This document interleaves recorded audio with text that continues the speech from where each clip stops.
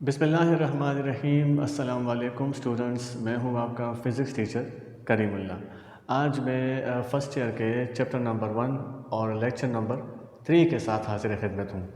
आज हम लोगों ने पढ़ना है द सिस्टम ऑफ यूनिट्स। इससे पहले जो लेक्चर हमने रिकॉर्ड किया था उसमें आप लोगों ने देखा था कि उसमें हमने फ़िज़िकल क्वांटिटी और फिर फ़िज़िकल क्वांटिटीज़ के टाइप्स और फिर उनके यूनिट्स के बारे में पढ़ा था। Base physical quantities, derived physical quantities और फिर base units and derived units के बारे में हमने इससे पिछले लेक्चर में पढ़ा था। आज हम लोगों ने पढ़ना है about the system of units. चूँकि फ़िज़िकल क्वांटिटीज़ तो बहुत सारी हैं जिनमें बेस भी आ जाती है, डिराइव्ड भी आ जाती हैं, बल्कि सप्लीमेंट्री फ़िज़िकल क्वांटिटीज़ भी आ जाती हैं। जैसे सप्लीमेंट्री फ़िज़िकल क्वांटिटी कौन सी होगी? तो ये होगा एंगल। तो इन सब के फिर यूनिट्स हैं और इन यूनिट्स को कैटेगराइज किया गया है। जैसे बेस फ़िज़िकल क्वांटिटीज़ में बेस यूनिट्स रखे गए हैं, डिराइव्ड फ़िज़िकल क्वांटिटी में डिराइव्ड यूनिट्स रखे गए हैं और सप्लीमेंट्री यूनिट्स में फिर प्लेन एंगल और सॉलिड एंगल के जो यूनिट्स हैं यानी रेडियन और स्टीरेडियन ये रखे गए हैं। तो सिस्टम ऑफ यूनिट्स जो है इसको पढ़ते हैं कि ये क्या होता है। देखें, एक कंप्लीट सेट ऑफ यूनिट्स हमें चाहिए जिसमें तमाम तरह की फ़िज़िकल क्वांटिटीज़ के यूनिट्स आ जाएं। इसको हम बोलेंगे सिस्टम ऑफ यूनिट्स। तो इसको हम कैसे लिखेंगे? A complete set of units for all kinds of physical quantities is called system of units.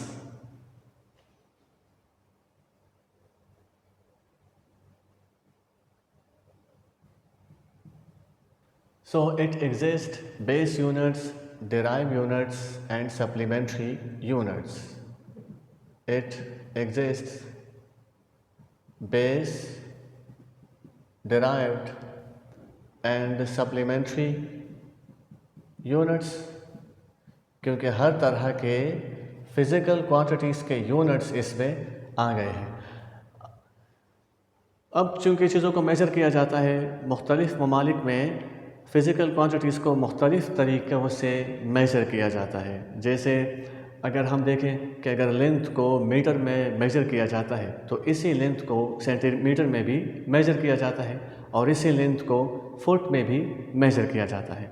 अगर मास को किलोग्राम में मेज़र किया जाता है तो इसी मास को ग्राम में भी मेज़र किया जा सकता है। तो अब यहाँ पे बात यह है कि वक्त के साथ साथ दुनिया में मुख्तलिफ़ मुल्कों में मुख्तलिफ़ सिस्टम ऑफ यूनिट्स बन गए थे, जिनमें से 3 बहुत मशहूर हुए। जैसे अगर हम बात करें तो एक है CGS system of unit. CGS system of units की अगर हम बात करें तो इसमें C का मतलब है सेंटीमीटर, G का मतलब है ग्राम और S का मतलब है सेकंड। तो इसको हम centimetre gram second system of units कहते हैं। यानी अगर इसको मैं यहाँ पे लिखूँ तो एक तो ये हो जाएगा centimetre, centimetre gram second system. इस सिस्टम को गाजियन सिस्टम भी कहा जाता है। इसको गाजियन सिस्टम भी कहा जाता है और इस सिस्टम में हम लेंथ की मेजरमेंट सेंटीमीटर में करेंगे, मास की ग्राम में करेंगे और टाइम की सेकंड में करेंगे। और ये सिस्टम आज भी इस्तेमाल होता है और पहले भी बहुत ज़्यादा इस्तेमाल होता था। आजकल ये सिस्टम थोड़ा कम इस्तेमाल होता है। दूसरे नंबर पे अगर हम बात करें तो वो है FPS system. FPS system of units. F का मतलब है फुट, यानी ये इस तरह का सिस्टम है कि इसमें लेंथ को फुट में मेज़र किया जाएगा, मास या फिर वेट को पाउंड में मेज़र किया जाएगा और टाइम को सेकंड में मेज़र किया जाएगा। तो foot, pound, second system of unit है ये। और इसका एक और नाम भी है, इसको ब्रिटिश इंजीनियरिंग सिस्टम भी कहा जाता है। ब्रिटिश इंजीनियरिंग सिस्टम इसको कहा जाता है और ये इंग्लैंड वगैरह यूरोप में बहुत ज़्यादा यूज़ होता था, लेकिन अब अगर हम देखें फिर बाद में सिस्टम इंटरनेशनल आ गया, तो उसके बाद इन सिस्टम्स का यूज़ जो है वो कम हो गया। इसके बाद जो तीसरे नंबर पे सिस्टम है वो है MKS system. The third one is MKS system. MKS system of units. तो इसमें MKS यानी लेंथ को मीटर में और मास को किलोग्राम में, जबकि टाइम को सेकंड में मेज़र किया जाता है। तो MKS सिस्टम ये वो सिस्टम है जिसमें लेंथ मीटर में, मास किलोग्राम में और टाइम सेकंड में इसमें मेज़र किया जाता है। ठीक है, इसका एक और नाम भी है और वो है मैट्रिक सिस्टम। इसको मैट्रिक सिस्टम का नाम भी दिया जाता है। तो यहाँ पे अब ये मसला सामने आ गया कि मुख्तलिफ़ किस्म के सिस्टम्स हैं, MKS है, FPS है, CGS है और सिस्टम भी थे जो कि दुनिया में मुख्तलिफ़ ममालिक में इस्तेमाल होते थे। मसला यहाँ से शुरू हुआ कि जैसे अब एक मुल्क है और वहाँ पे लेंथ को सेंटीमीटर में मेज़र किया जा रहा है। यहाँ से बंदा चला गया तिजारती सामान लेके दूसरे मुल्क, अब वहाँ पे लेंथ को मीटर में मेज़र किया जाता है।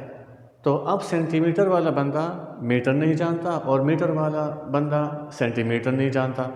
ये जब अब जो भी सामान लेके गया, जैसे फॉर एग्ज़ाम्पल कपड़ा लेके गया था, तो कपड़ा ले जाते वक्त ये मीटर में मेज़र करके गया था। जब ये दूसरे मुल्क चला गया, वहाँ पे MKS सिस्टम नहीं है, वहाँ पे फ़र्ज़ कीजिए CGS सिस्टम है। अब उन्होंने सेंटीमीटर में कपड़े को मेज़र करना शुरू कर दिया, और अगर FPS सिस्टम होगा तो वो फिर फुट में कपड़े को मेज़र करना शुरू कर देगा। तो यहाँ पे मीटर वाले को फुट की समझ नहीं आ रही और फुट वाले को मीटर की समझ नहीं आ रही, और वक़्त के साथ साथ दुनिया में ट्रेडिंग का सिस्टम बढ़ रहा था और लोग एक दूसरे के यानी ममालिक में माल ट्रांसफ़र कर रहे थे, मुख्तलिफ़ किस्म की चीज़ें ट्रांसफ़र ये हो रही थी, इंपोर्ट एक्सपोर्ट हो रहा था। तो फिर ज़रूरत इस बात की थी कि एक ऐसा सिस्टम राइज किया जाए जो पूरी दुनिया में इस्तेमाल हो। और फिर इस पर 1960 में एक कमेटी बैठी और उस कमेटी का नाम था general conference of weights and measures. जब ये कमेटी बैठी तो इन्होंने फैसला किया कि हम एक ऐसा सिस्टम बनाएंगे कि उसमें जो भी यूनिट्स होंगे वो यूनिट्स तमाम दुनिया में इस्तेमाल होंगे और उस सिस्टम को जनरलाइज कर दिया जाएगा। तो फिर इन तीन सिस्टम में से ये जो MKS सिस्टम है, इसी को सिस्टम इंटरनेशनल का नाम देके पूरी दुनिया में जनरलाइज कर दिया गया। तो आज तक इसको यूज़ किया जाता है। ज़्यादातर दुनिया में अब सिस्टम इंटरनेशनल यूज़ किया जाता है, यानी SI सिस्टम ऑफ यूनिट्स, और वो MKS सिस्टम है। सो जो इंटरनेशनल सिस्टम ऑफ यूनिट्स है, so that is the metric system that is use world wide as a standard of measurement. यानी मैट्रिक सिस्टम को ही, यानी MKS सिस्टम को ही जनरलाइज किया गया वर्ल्ड वाइड, और इंटरनेशनली ये 1960 से अब तक इस्तेमाल हो रहा है। और इसके लिए एक कमेटी बनी थी, general conference of weights and measures, यानी GCWM, ये वाली कमेटी इसके लिए बनी थी। और फ्रांस में इस पर इनका एक इजलास हुआ था और इन्होंने ये बेस यूनिट्स, डिराइव यूनिट्स और सप्लीमेंट्री यूनिट्स को SI सिस्टम में शामिल कर दिया था। तो हम यहाँ पे लिखेंगे कि इट कंटेन्स, यानी SI सिस्टम जो है, SI सिस्टम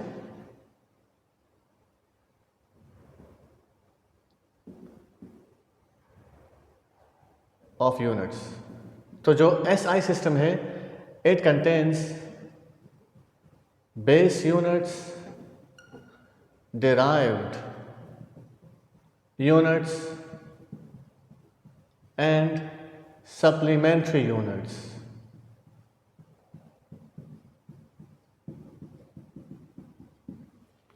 बेस यूनिट्स और derived यूनिट्स ये दोनों हम पढ़ चुके हैं। अब हम पढ़ेंगे सप्लीमेंट्री यूनिट्स।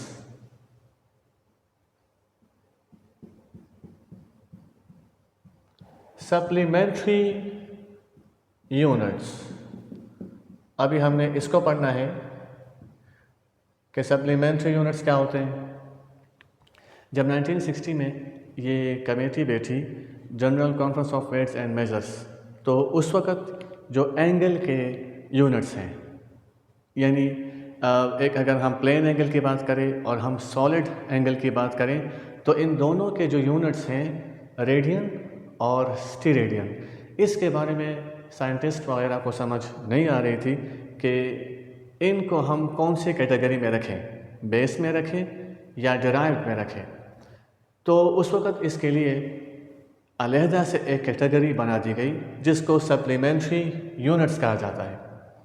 तो सप्लीमेंट्री यूनिट्स कौन से होंगे?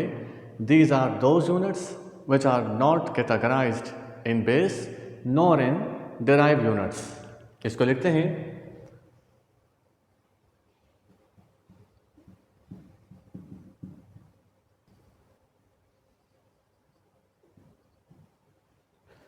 तो इनको कहा जाता है सप्लीमेंट्री यूनिट्स, जो कि ना बेस में आएंगे और ना ही डिराइव में आएंगे। These are the units of plane angle and solid angle। Plane angle और सॉलिड एंगल के जो यूनिट्स हैं वो सप्लीमेंट्री यूनिट्स हैं। ये है कौन से? Radian and steradian are supplementary units।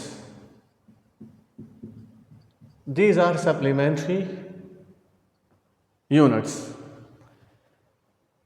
तो ये दो यूनिट्स हो गए। लेकिन अब मैं आपको ये भी बताता चलूँ कि 1995 में इसी कमेटी के मुताबिक, यानी general conference of weights and measures के मुताबिक, ये दोनों यूनिट्स जो सप्लीमेंट्री यूनिट्स हैं इनको डिराइव्ड फिज़िकल क्वांटिटी में शामिल कर दिया गया। इन दोनों यूनिट्स को डिराइव्ड यूनिट्स में शामिल कर दिया गया इन 1995। ये जुमला भी लिख लेते हैं। अब हमने पढ़ना है रेडियन एंड स्टीरेडियन। तो सप्लीमेंट्री यूनिट्स में पहला यूनिट है रेडियन। रेडियन को हमने समझना है कि रेडियन क्या होता है। फॉर एग्जांपल, ये हमारे पास एक सर्कल है, ये हो गया एक सर्कल, ठीक है। सर्कल मुझसे अच्छे नहीं बनते, अक्सर टेढ़े मेढ़े से बन जाते हैं।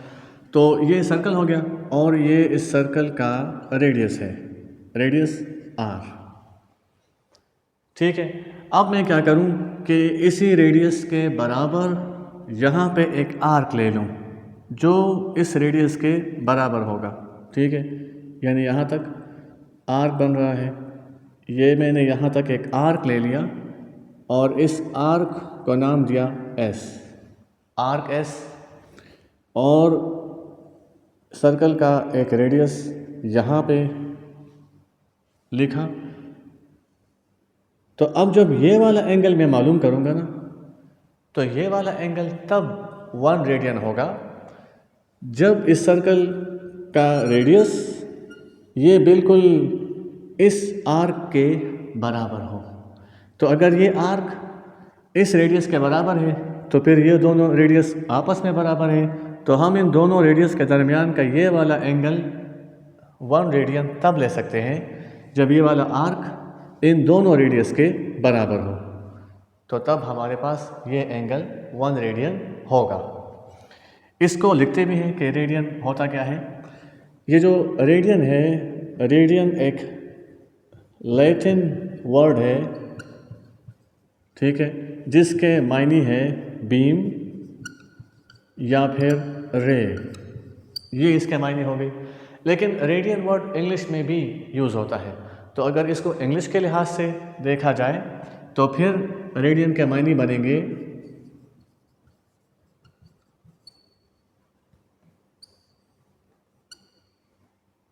कर्वेचर, ये इस रेडियन वर्ड के मायने हो गए कर्वेचर, क्योंकि अगर इस आर्क को देखा जाए तो ये भी एक कर्वेचर है। अब इसकी डिफिनीशन लिखते हैं। डिफिनीशन हम इसके ऐसे लिखेंगे कि पहली बात तो हम ये लिखेंगे कि radian is the unit of plane angle, या radian is a plane angle. ये प्लेन एंगल है। प्लेन एंगल का मतलब क्या है? प्लेन एंगल का मतलब ये है कि it is a two dimensional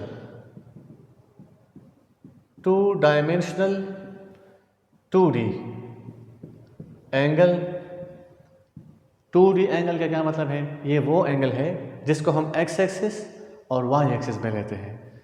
यानी ये जो वाइट बोर्ड है ना, ये एक प्लेन है, ये एक एरिया है, और इसमें हमारे पास दो डायमेंशन है। वन इज़ एक्स एक्सिस और ये वाला एक्स एक्सिस, ठीक है, and other is why axis. तो जो रेडियन है वो भी 2 डायमेंशनल एंगल है, और इसीलिए आप यहाँ पे देख लें जो सेक्टर यहाँ पे बना हुआ है, तो ये सेक्टर 2 डायमेंशन में है, और यहाँ पे ये एंगल हम ले रहे हैं इन रेडियन। तो रेडियन की डिफिनेशन क्या होगी? The angle subtended at the centre of the circle by an arc which length equal to radius of the same circle. किसी सर्कल में आर्क के अपोजिट कोई एंगल बन जाए, और ये एंगल तब बने जब ये आर्क उसी सर्कल के रेडियस के बराबर हो, तो तब हमारे पास ये जो एंगल होगा ये 1 रेडियन होगा। इसको हम रेडियन में लेंगे। एंगल, ये जो रेडियन है ना, it is the SI unit of plane angle. अच्छा, द एंगल सबटेंडेड, तो ये रेडियन की डिफिनीशन है। The angle subtended at the centre of circle by an arc which length equal to radius of same circle. ठीक है। Plane angle क्या है? Plane angle असल में होता है दो लाइंस का ratio, the ratio of arc to the radius of the circle is called plane angle. ठीक है। अब देखें, radian is denoted by, it is denoted by theta. ये मैं किस चीज़ की नोटेशन बता रहा हूँ? ये नोटेशन बता रहा हूँ प्लेन एंगल की। ठीक है। And radian is denoted by RAD। ठीक है। तो यहाँ पे लिख लेते हैं प्लेन एंगल। प्लेन एंगल लिख लेते हैं। Plane angle is denoted by theta and radian is denoted by RAD। ठीक है। असल में एंगल होता क्या है? Theta. Plane angle is the ratio of two lines, या the ratio of arc to radius. तो यहाँ पे आर्क और रेडियस, इन दोनों का हम रेशो लेंगे। यानी यहाँ पे मैं लिखूँगा length of arc divide by radius, ठीक है, of the same circle. So theta is equal to arc की लेंथ एस के बराबर है, जबकि रेडियस आर के बराबर है, और यहाँ पे मैं लिख लूँगा रेडियन। यानी इन दोनों का रेशो हम रेडियन में ले सकते हैं, और ये कब ले सकते हैं? जब एस आर के बराबर हो। तो इस एस को भी मैं आर के बराबर ले लेता हूँ। So theta is equal to R divide by R radian. ये दोनों आर कैंसिल हो गए। So theta is equal to 1 radian. Theta is equal to 1 radian. अब सर ये मालूम करते हैं कि पूरे सर्कल में कितने रेडियंस होंगे। तो पूरे सर्कल की बात करते हैं अब। फॉर कंप्लीट सर्कल अगर हम देखें, तो कंप्लीट सर्कल के लिए अगर मुझे रेडियन में ये देखना है कि इस सर्कल में कितने रेडियंस होंगे, तो उसके लिए फिर ये जो आर्क है ना, इस आर्क की लेंथ को पूरे सरकमफेरेंस के बराबर होना होगा। सरकमफेरेंस किसे कहते हैं? Circumference is the total length of the boundary of the circle. कि सर्कल यहाँ से शुरू होके फॉर एग्जांपल यहाँ पे ख़त्म हो गया है, तो उसकी टोटल बाउंड्री का जो लेंथ है ना, उसको हम बोलते हैं circumference. So for complete circle, अगर हम कंप्लीट सर्कल की बात करें तो उस वक़्त अगर हम लिखेंगे प्लेन एंगल यानी थीटा इज इक्वल टू, उस वक़्त अभी मुझे दो चीज़ों का रेशो लेना होगा, एक दोबारा से आर्क की लेंथ और दूसरा divide by ratio of the same circle. तो आर्क की लेंथ इस वक्त कितनी हो जाएगी? इस वक्त चूँकि पूरे सर्कल की बात हो रही है तो ये जो आर्क है ये पूरे सरकमफेरेंस के बराबर हो जाएगा। तो मैं यहाँ पे लिखूँगा circumference of circle, circumference of circle ये लिखा, divide by radius of same circle, radius of same circle. Now theta is equal to, ये मैं किस में लूँगा? इन रेडियंस, वो मैं यहाँ पे लिख लूँगा। सरकमफेरेंस ऑफ सर्कल किसके बराबर होता है? 2 pi R divide by radius of circle, divide by radius of circle, वो भी आर के बराबर होता है इन रेडियन, इसको हम ले रहे हैं। तो ये दोनों आर कैंसिल हो गए। So theta is equal to 2 pi radian. This is for whole circle, यानी पूरे सर्कल में हमारे पास 2 पाई रेडियन होते हैं पूरे सरकमफेरेंस में, सर्कल के पूरे चक्कर में। ठीक है, इसको मज़ीद भी किया जा सकता है, जैसे थीटा इज इक्वल टू 2 लिखा, पाई की वैल्यू 3.14 रेडियन, इन दोनों को मल्टीप्लाई किया तो इससे क्या आ जाएगा? 8, फिर 2 1 2 और ये पॉइंट लिखेंगे और 2 3 6, 6.28 रेडियन ये पूरे सर्कल में होते हैं। अच्छा, अब हम देखेंगे कि एक रेडियन कितने डिग्री के बराबर होता है, एक रेडियन कितने डिग्री के बराबर होता है। उसके लिए मुझे हेडिंग देनी होगी relationship between degree and radian. असल में रेडियन है SI unit of plane angle, जबकि डिग्री है नॉन एसआई यूनिट। तो डिग्री का और रेडियन का कोई रिलेशन है? तो आंसर है यस, इन दोनों का रिलेशन है।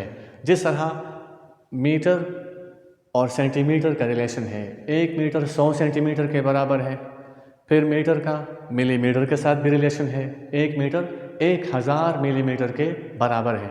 तो अब हम देखेंगे कि डिग्री और रेडियन का आपस में क्या ताल्लुक़ है, क्या कोई ताल्लुक़ है? तो आंसर हम दे चुके हैं, यस ताल्लुक़ है। So relationship between degree and radian. तो स्टूडेंट्स, अब आपने अपनी कॉपी में ये वाली हेडिंग दे देनी है, relationship between degree and radian. आपको एक बात का पहले से पता होगा कि 1 कंप्लीट रोटेशन यानी एक पूरा चक्कर, एक रिवॉल्यूशन, ये डिग्री में कितना होता है?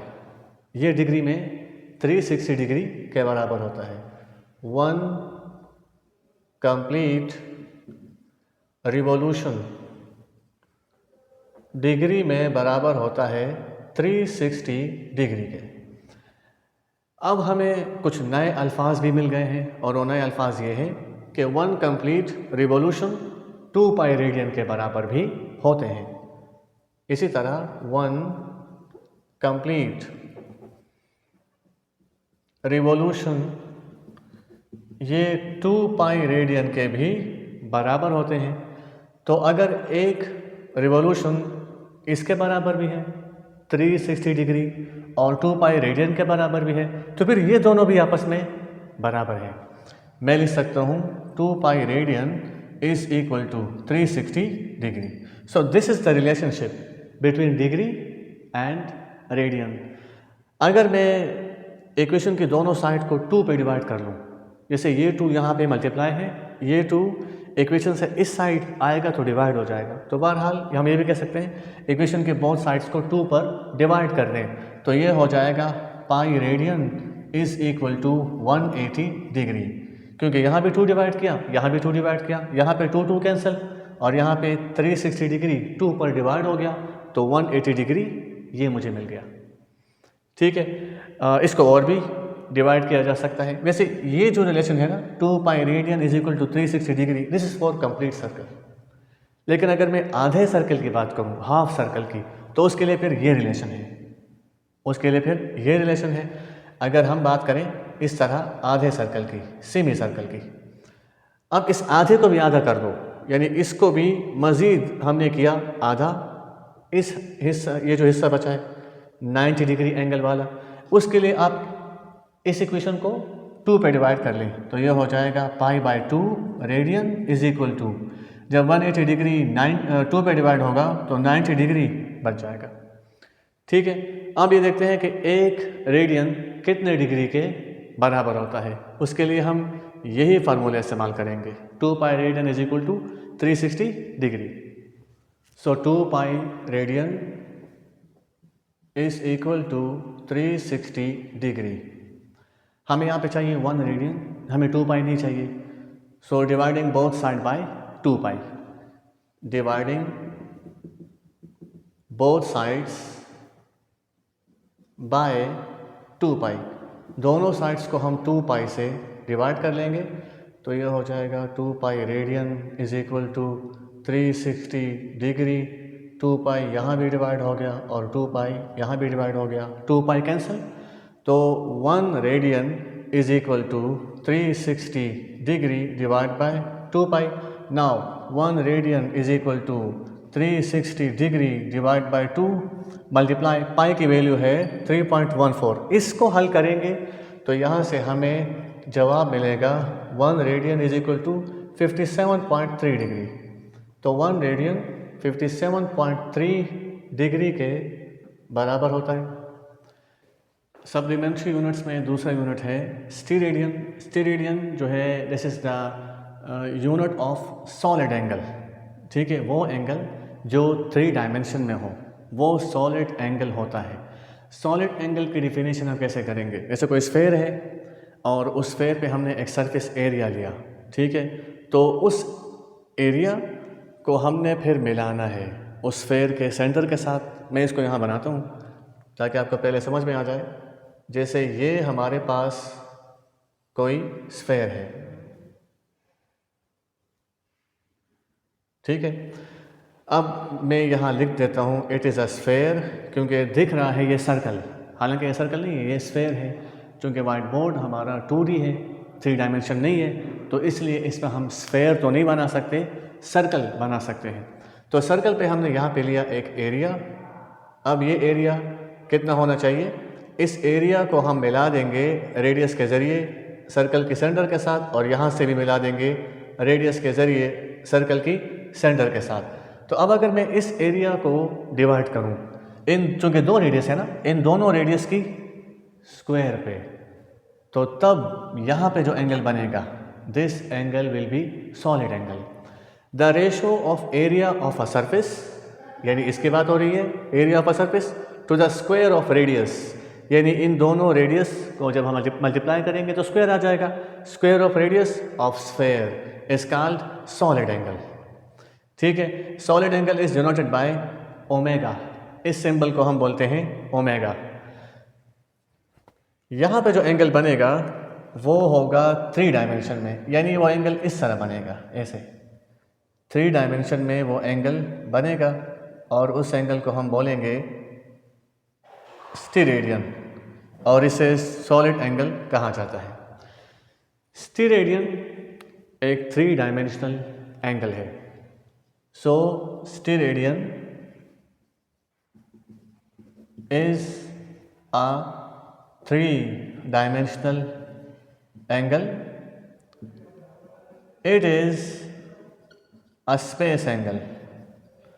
इसको प्लेन एंगल नहीं बोलेंगे, इसको स्पेस एंगल बोलेंगे, क्योंकि ये 3 डायमेंशन में इस एंगल को हम लेते हैं। इसकी मिसाल बिल्कुल ऐसी है जैसे कोई आप तरबूज ले रहे हो और तरबूज वाले के पास आप जाते हो, तो आप उसे कहते हो कि पहले इस तरबूज में एक कट लगा दें। वो उसमें एक कट लगाता है, ठीक है, जब वो कट लगा के वो पीस निकालता है ना तरबूज का, तो अंदर जो जगह रह जाती है ना, वो पूरी की पूरी जगह, वहाँ पे हम जो एंगल लेंगे वो हम लेंगे स्टीरेडियन में। ठीक है, तो स्टीरेडियन का एंगल पूरा का पूरा 3 डायमेंशन में बनता है। जैसे मैं हाथों को इस तरह करूँ तो यहाँ पे जो पूरा का पूरा एंगल बनेगा, दिस विल बी स्टीरेडियन। ठीक है, ये 3 डायमेंशन एंगल बनेगा और इसको हम स्टीरेडियन बोलेंगे। तो इसको लिखना कैसे है? इसको हम ऐसे लिखेंगे, the angle subtended at the centre of a sphere by an surface area. ठीक है, ये एक एरिया हमने लिया, by an area which is equal to the square of the radius of the same sphere. Then the angle at the center of the circle will be 1t radian. इसको लिखते हैं, so the angle subtended at the center of sphere by an area equal to square of the radius of the same sphere is called स्टीरेडियन। तो स्टीरेडियन हम ऐसे लिखेंगे, यहाँ पे लिखा solid angle is equal to area, यानी ये वाला एरिया जो हम लेना चाहते हैं, डिवाइड बाय रेडियस स्क्वायर। अगर हम 1 स्टीरेडियन की बात करेंगे तो सॉलिड एंगल ये बराबर होगा एरिया ऑफ द सरफेस, वो जो हमने सरफेस लिया था, और divide by square of the radius, और इसको हम लेंगे एस आर यानी स्टीरेडियन में, क्योंकि जो सॉलिड एंगल है वो एरिया डिवाइड बाय एरिया के बराबर है। Now solid angle is equal to, ये हो गया स्फेयर। स्फेयर में यहाँ पे हमने लिया था सरफेस एरिया और ये 2 रेडियस हो गए। ये सरफेस एरिया इन दोनों रेडियस के स्क्वायर के बराबर होगा, या हम कह सकते हैं कि रेडियस के स्क्वायर के बराबर होगा, तब यहाँ पे एंगल होगा 1t रेडियन। तो ये जो एरिया मैंने लिखा है ये आर स्क्वायर के बराबर है और डिनोमिनेटर में भी एरिया आर स्क्वायर के बराबर है। स्टीरेडियन यहाँ पे लिखा, आर स्क्वायर के साथ कैंसिल, तो सॉलिड एंगल बराबर आ गया 1t रेडियन के। अब बात करेंगे पूरे स्फेयर की कि पूरे स्फेयर में कितने स्टीरेडियन होंगे। तो असल में सॉलिड एंगल हो गया एरिया बाय एरिया, तो एरिया ऑफ स्फेयर। ठीक है, तो एरिया ऑफ स्फेयर किसके बराबर होती है? अगर हम इस पूरे स्फेयर की बात करें तो एरिया ऑफ स्फेयर बराबर होती है 4 pi R square and divide by radius square का मतलब है आर स्क्वायर, और इसको हम लेंगे स्टीरेडियन में। तो omega is equal to R square cancel, 4 pi steradian. ठीक है, 4 पाई स्टीरेडियन का मतलब ये हो गया कि कोई चीज़ हमारे पास 3 डायमेंशन में है। जैसे हम देखते हैं कोई चार्ज है और उस चार्ज की जो इलेक्ट्रिक फील्ड होती है तो वो 3 डायमेंशन में होती है, वो इलेक्ट्रिक फील्ड हर तरफ होती है।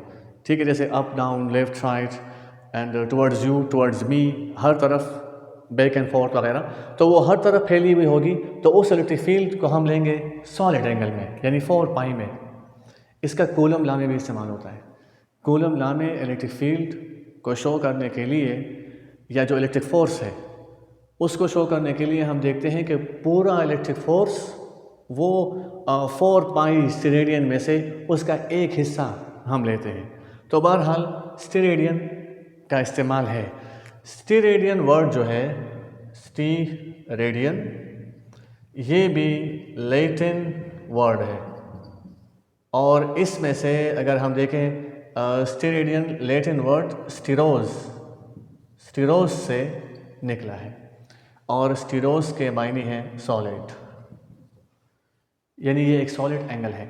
और इसके अलावा स्टीरेडियन का एक और नाम भी है, इसको हम स्क्वायर रेडियन का नाम भी देते हैं। स्टीरेडियन को हम स्क्वायर रेडियन का नाम भी देते हैं।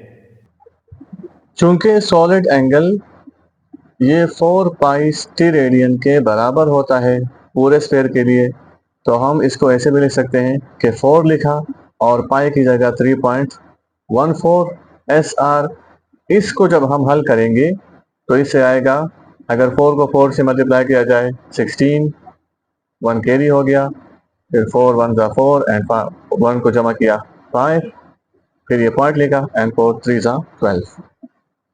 सो 12.56 स्टेरेडियन पूरे स्फेयर में होंगे। स्टेरेडियन ये जो 4 पाई एस आर है ना, इसका इस्तेमाल हम कहाँ पे करते हैं? इसका इस्तेमाल हम वहाँ पे करते हैं जैसे इलेक्ट्रिक फील्ड है, और उस इलेक्ट्रिक फील्ड को हमने पूरे यानी 3 डायमेंशन में लेना है, तो उसके लिए हम 4 पाई का इस्तेमाल करेंगे कि फॉर एग्जांपल ये कोई चार्ज है और इसकी इलेक्ट्रिक फील्ड हर डायरेक्शन में है ना, यानी इस तरफ भी है, हर डायरेक्शन में इसकी इलेक्ट्रिक फील्ड मौजूद है, आउटवर्ड द पेज भी है, इनवर्ड द पेज भी है। तो चूंकि हर डायरेक्शन में है तो इसको चूंकि 3D में है तो इसको हम 4 पाई स्टेरेडियन में लेंगे। आप जरा इलेक्ट्रिक फील्ड का फार्मूला देखें तो E is equal to K Q divide by R square. अब ये जो के है, E is equal to K की जगह हम लिख सकते हैं 1 divide by 4 pi epsilon naught, ठीक है, और Q divide by R square. ये जो 4 पाई है, ये देखिए यहाँ पे स्टेरेडियन का इस्तेमाल हुआ है कि इलेक्ट्रिक फील्ड जो है इस चार्ज की वो 3 डायमेंशन में तो है ही, लेकिन इलेक्ट्रिक फील्ड जो हर तरफ है उसका सिर्फ हम एक हिस्सा ले रहे हैं। 1 डिवाइड बाय 4 पाई का ये मतलब होता है। इसी तरह Coulomb law, F is equal to K Q1 Q2 divide by R square. So F is equal to K की जगह हम लिखते हैं 1 by 4 pi epsilon naught Q1 Q2 divide by R square.